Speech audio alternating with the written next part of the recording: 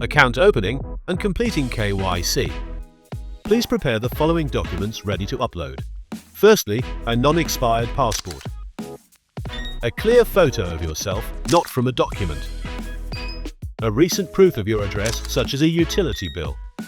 And a full photo of a recent bank statement.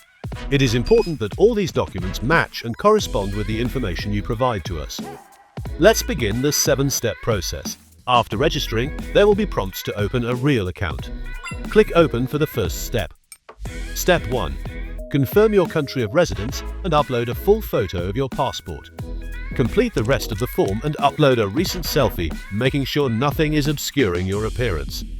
Click Next when you're ready. Step 2. Enter your address details and upload a proof, such as a bill, with your name and matching address.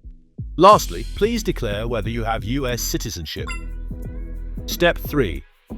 As a regulated firm, we need to ask these questions to assess whether our products are suitable for you. Please answer them carefully and continue to the next step. Step 4. We require all our clients to have an understanding of trading, so please correctly complete and submit this quiz. Step 5. If you wish to be treated as a professional client, please select Yes to this question.